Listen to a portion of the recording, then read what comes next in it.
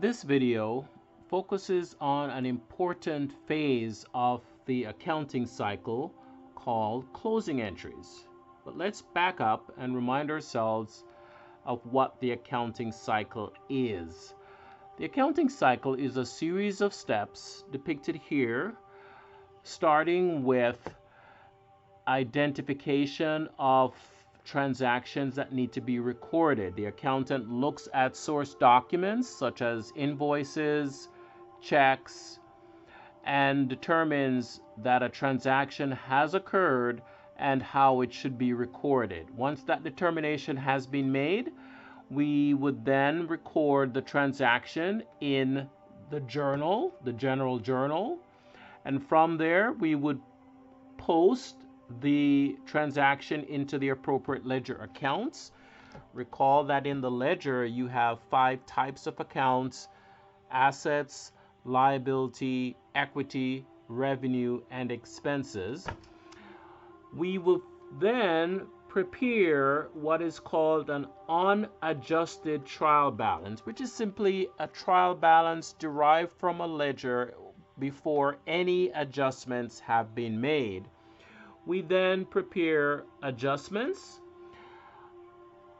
Those adjustments are recorded in the ledger, and we prepare an adjusted trial balance. The adjusted trial balance, step 6, is crucial because that is the source for preparing the financial statements. And so you really do not want to prepare financial statements using an unadjusted trial balance. You can, but realize that it would be extremely preliminary. Once we have prepared the financial statements, we then prepare the closing entries, which is the focus for this video, or the focus of this video. We then prepare the post-close trial balance, and we would do what is called reversing entries in the final step, and we start that cycle all over again. This cycle for most businesses would usually be done in 1 year, but you can have this cycle end on a quarterly basis, a monthly basis, but most likely it would be done on an annual basis. Based on the reading resource that you have been using, you can identify where these steps were discussed. Chapters 1 through 3 address the first 4 steps. And then chapter 4 focused on steps 5, 6, and 7. And finally, chapter 5 focuses on steps 8, 9, and 10. So the focus for us now is on closing entries, but we're going to review some of the prior steps just to be sure we understand the accounting cycle. So let's back up to our discussion on adjusting entries. Recall that I shared with you there are 3 principles that mandate the preparation of adjusting entries. Adjusting entries are not the same as errors. Adjusting entries are internal entries that are made by a company in order to conform to at least these 3 rules or principles of accounting. There is one called periodicity, which basically says that you can take the life of a business and break it up into periods: monthly, quarterly, annually. And the other principle says that revenue must be recorded in the period in which that revenue was earned, regardless of whether cash is received. It's called the revenue recognition principle. The third principle that is relevant here is the expense recognition principle. Years ago, it used to be called the matching principle, and you may still hear that term, but it's more formally known as the expense recognition principle. And like the revenue recognition principle, it says in this case that expenses must be recorded in the period in which they were incurred, regardless of whether cash was paid or not. And so you can see, if you follow these two principles, when you prepare your income statement, which is where you report revenue and expenses, then it means that you will have in that period all the revenue that belongs in that period and all the expenses that belong in that period. So then we gave this very basic definition of adjusting entries, and I shared with you that adjusting entries are really accounting entries, not transactions, that are made periodically, usually at the end of the year, to ensure that we are complying with the expense recognition principle and the revenue recognition principle that I mentioned earlier. I also shared that there were these three types of adjusting entries. There are accruals of expenses and accrual of revenue. You'll see an example of accrued expenses when we get into an actual problem. We also talked about deferred revenues and depreciation as an example of estimates. Remember also that I shared with you that adjusting entries have some general guidelines associated with them. You should always have one of your accounts be a balance sheet account, either an asset or a liability, and one of the accounts, the other account, has to be an income statement account, so it has to be either revenue or expense. If you are making an adjusting entry and you don't have one of each, you're doing something wrong. And then the third general guideline here is that you should never use the cash account, because with adjusting entries, you're not paying any money, you're not receiving any money. This is all internal. Closing entries, then, by definition, are accounting entries that are made at the end of a fiscal period to ensure that your temporary accounts, the revenue accounts, the expense account, and the drawing account, they have zero balances heading into the next fiscal period. So when you close an account, all you're doing is you're making the balance in that temporary account equal to zero. It's not the same as saying I'm going to close my checking account and take my money somewhere else. We're simply making the balance equal to zero, so when we start the next period, the revenue for that period will be only for that period or from that period, and so will the expenses. So let's take a look at a problem. This one is regarding Miss Beverly's tutoring service. So this company or this business provides a service. Here are the balances taken from the ledger. So they would have gone through and done the general journal, the posting, and now we are at the unadjusted trial balance. We know these balances are unadjusted because in the problem we are given adjustments that need to be made. So then it follows that these balances are unadjusted. By the way, notice that when a trial balance is prepared formally, it goes in a specific order. We call it the general ledger order. So you have assets first, so you can see all your assets, followed by your liabilities. In this case, we have just one, and then your equity accounts. The last two would be your revenue, as in this case, fees earned, and your expenses. Then, as I said, we have our adjustments. There are 5 adjustments that we will need to make. One has to do with the passage of time, and we ended up using an asset or a portion of an asset. In this case, we have insurance, it says, that expired or used 470. What does that mean? Well, if you look at the list of balances, they have an asset called prepaid insurance, and it shows 1,280.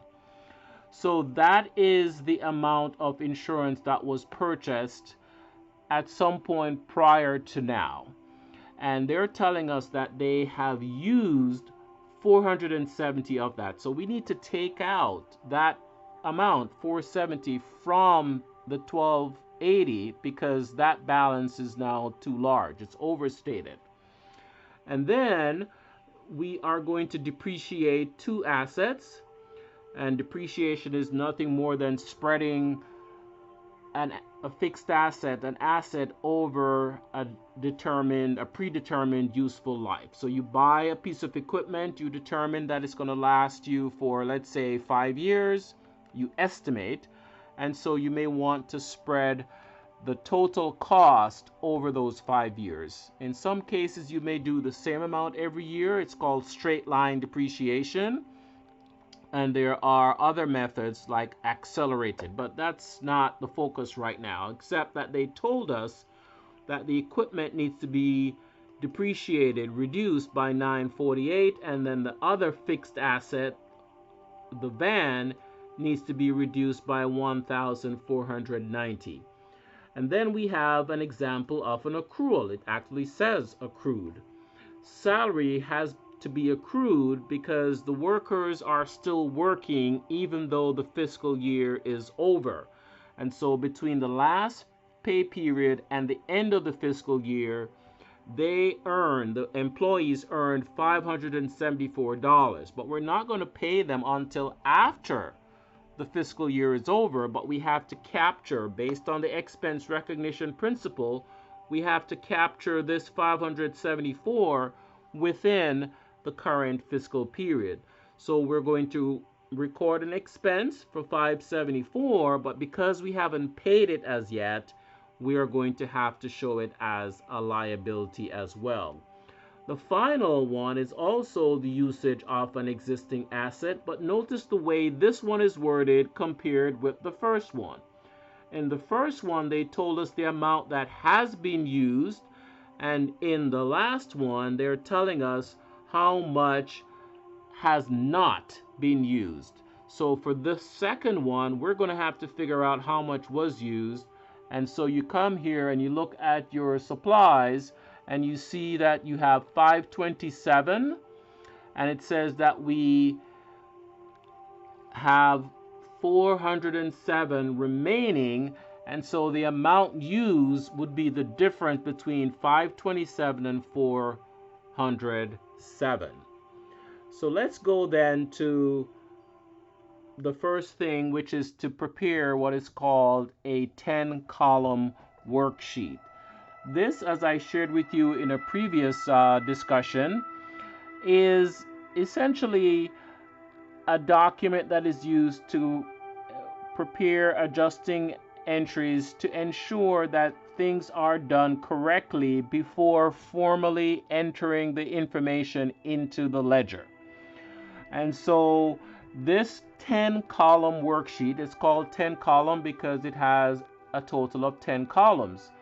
2 for the unadjusted trial balance, 2 for the adjustments, 2 for the adjusted trial balance, which, as you can then see, the adjusted trial balance is the trial balance prepared after adjustments have been made, 2 for the income statement, and 2 for the balance sheet. So you have 2, 4, 6, 8, 10. So it's called a 10-column worksheet. And yes, you do have a 14-column worksheet as well, but this one is 10 columns. And so what I wanted to do here is just to quickly show you what the result would look like if we had not made the adjustment. So let me just quickly back these out, and you see what the net income is. It's $23,169. That is what the income is based on the unadjusted. But once we make the adjustments, now the net income is going to be a different number. And I notice I said different, not necessarily less. It could be greater, but it will be different. And so in this case, based on the adjustments, the net income would now be $19,567. Let's quickly run through the adjustments. Remember, the first one had to do with the insurance that was used or expired. So we take the 470 out of the 1280. How do I know that I should credit? Because I want to reduce a debit, and so the way to reduce a debit is to make a credit entry in that account. So we credited the asset for 470 and we record an expense, insurance expense, for the same amount. So I've used an asset account and I have used an expense account.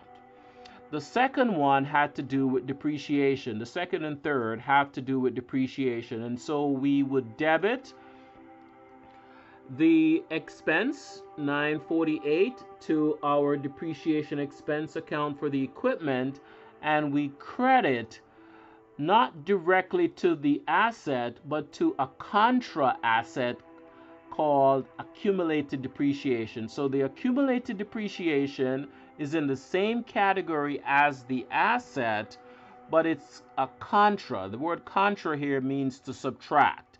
And so whenever you have a contra asset, two things are going to be true. The balance, the normal balance, is going to be the opposite or contrary to what the asset would normally be, which is a debit. So in this case, the normal balance for your accumulated is a credit. So why are we doing this? Because we want to keep the original value of the equipment intact, so we can tell we bought this equipment at some point in the past for $5,497, and so far we have depreciated it by $3,420. And so the difference between the original cost and the accumulated depreciation to date is going to tell me the book value. So if you subtracted subtract 3,420 from 5,497, the difference will be what we call the book value, the value on the books of this tutoring service for the equipment. The same thing is true for the van. We are decreasing it this year by $1,490, so we credit the accumulated depreciation, the contra asset. Notice again, because it's a credit, by making an additional credit, the balance is increased. Again, the difference between these two is going to be the book value. But we credited the accumulated depreciation, which is the asset or contra asset, and we debited an expense account. Then we had the matter of the wages. We are not going to pay the employees now, but they have been working, so we accrue the expense that we have incurred by debiting salary expense, and since we have not paid it as yet, we create a liability for salaries payable for $574. And then the last one we have is where we are adjusting our supplies. Remember, we were told that they had $407 worth of supplies remaining, and so we subtracted the 407 from the 527, and we determined that 120 has been used. So we decrease the supplies by 107, dropping it down to 407, so you can tell this was done correctly. So this is my expense, which I'm going to record in an expense account called supplies expense. So all my adjustments have been made. I know that I have debits equal to credits because I look at my total and they are equal. This is now my adjusted trial balance. This is the focus from here on out. We are focusing now on the adjusted trial balance because these are the correct balances to be used to prepare the financial statements.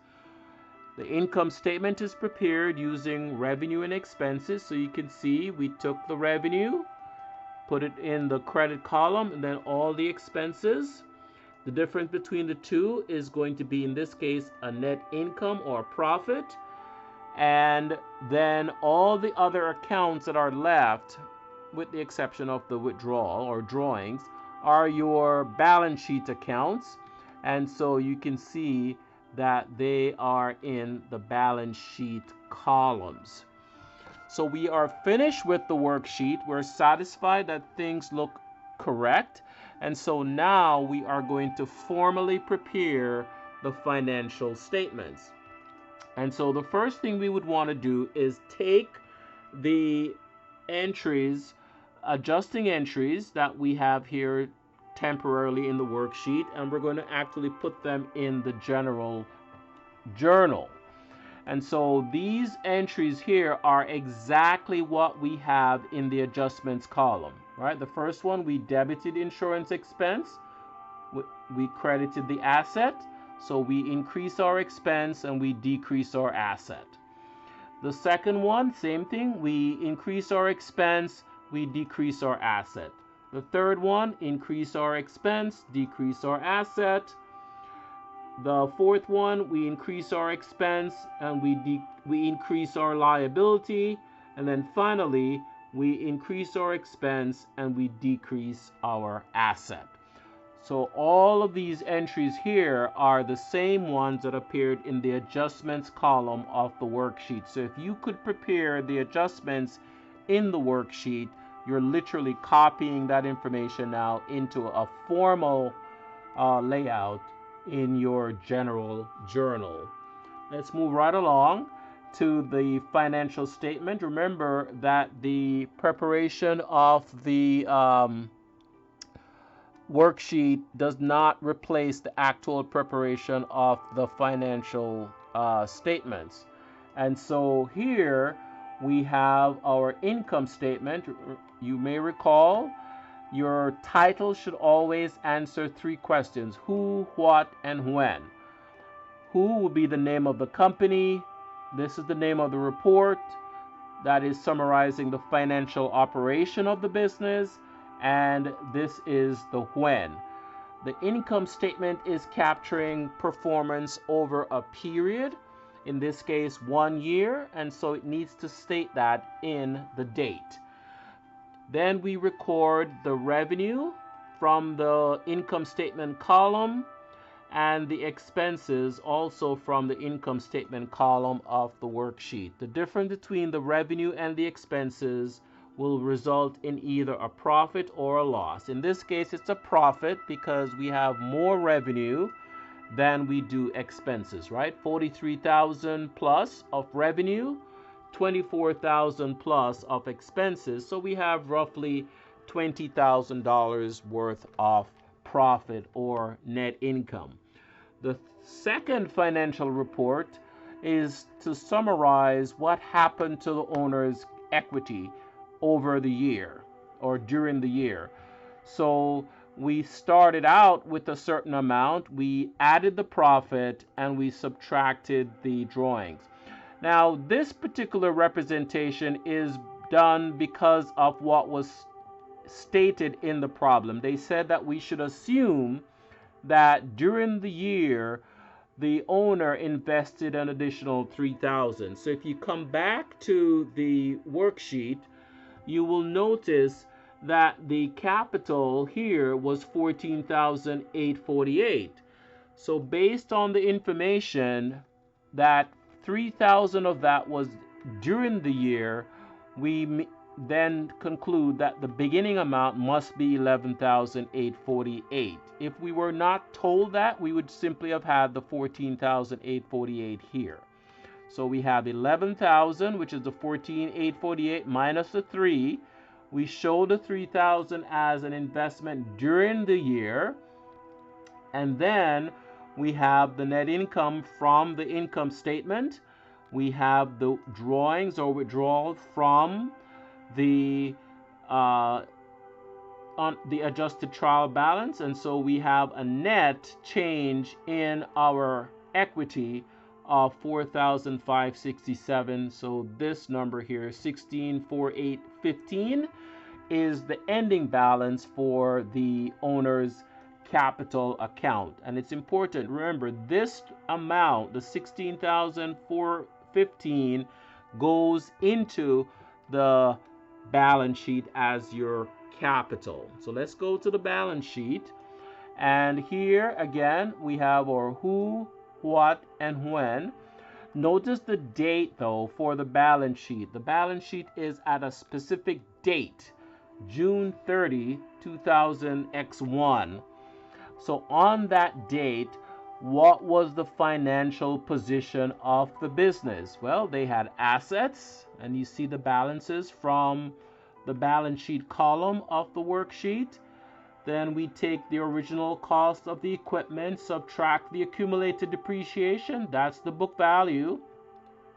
Doesn't mean that we can sell the equipment for this amount, but that's the value on the book. So if we were to sell this equipment and we got $3,000, we would compare this number with the 3,000 and we would say, ah, we made a profit.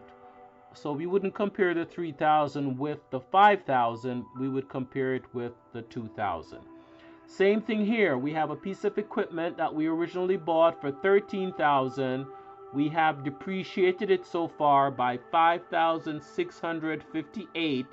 So this is the book value. So if I were able to sell this for about $7,000, I would say that I lost 1,016, because when I compare what I sold it for with the book value, I got less. Okay, not comparing with the original cost, but with the book value. In any case, here we have our total assets of 18,425, and now we go to the liabilities. Again, going to either the balance sheet columns of the worksheet or the adjusted trial balance columns. You take your liabilities, we have 2, and they total the amount shown here.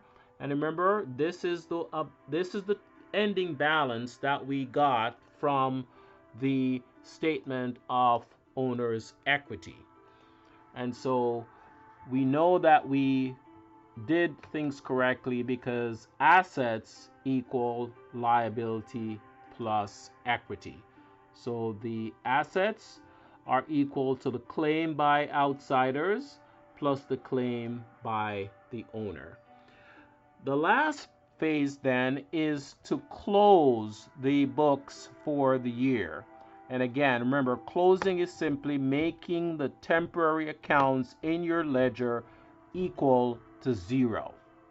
And so what we're going to do based on how your reading resource guides you is there are 4 steps. In step 1, we're going to close out the revenue accounts. Then we close out the expense accounts. Then we close out the income summary, and then we close out the drawings. And instructors like to use this approach because you have an acronym: R for revenue, E for expenses, I for income summary, and D for drawings, which spells REID, read. And so it helps you to remember the steps. Bottom line, you're closing out all your temporary accounts. So you look for all temporary accounts with credit balances and you debit them. So in this case, we have just one. So we debit the revenue account. And then we use another account which is created just for the purpose of closing. It's called the income summary. So it also is a temporary account which will be closed before we're done. So we debit the revenue accounts to make the balance equal to 0, and we credit the income summary. For the expenses, each one has a debit balance, so to make the balance equal to 0, we have to credit each, and the total is debited to the income summary.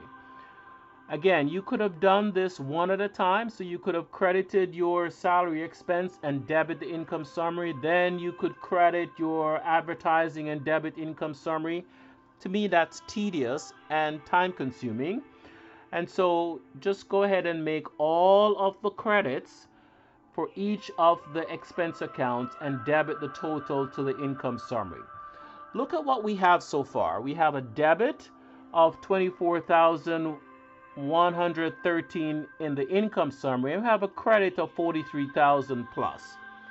So now I don't need my income summary anymore because it helped me to close out my revenue and my expenses. So I've summarized my income and expenses. So now to close it, I will need to, in this case, debit the income summary. Why do I debit? Because I have 43,000 on the credit side and 24,000 on the debit side. And so to make the two sides equal, i.e. the balance zero, I need to record the difference on the debit side. If this were a loss, which would mean that the expenses exceeded the revenue, then I would have had to credit the income summary.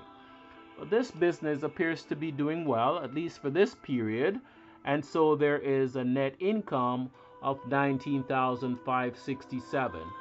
You should recognize that number because it's the same net income that we saw in the worksheet, the income statement columns, as well as in the actual income statement itself. So we're finished with closing out the revenue and the expenses, and we have also closed the income summary. The last step, step 4, is to close out the final temporary account, which is the owner's drawing account. Remember, it's a temporary account. We use it because we don't want to be debiting the capital account of the owner every time the owner takes money or resources out for personal use. So we debit each time the drawing, and then at the end of the period, we take the total and we debit that amount to the capital. So during the year, this owner withdrew a total of $18,000 from the business for personal use. And so we closed that account by debiting capital and crediting the drawing account. Why did I credit drawing? Because it had a debit of 18, and so to make that balance equal to zero, I have to credit. And of course, when we debit the capital, we are decreasing that account because remember, that account normally has a credit balance. The increased side is on the credit or right, and so when you debit, it decreases it. And that makes sense because if the owner takes out funds for personal use, the owner is decreasing his or her capital in the business. Now over on this extreme right, I have some optional information for those of you who are interested in more advanced work in accounting.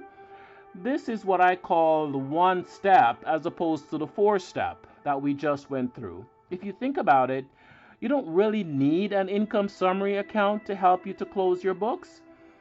Because remember, when we close, we're making the balance equal to zero. So why not just go ahead and debit each account that has a credit balance, right? So we had 1 here, so we debit that. And then we credit each account that has a debit balance. So we do that.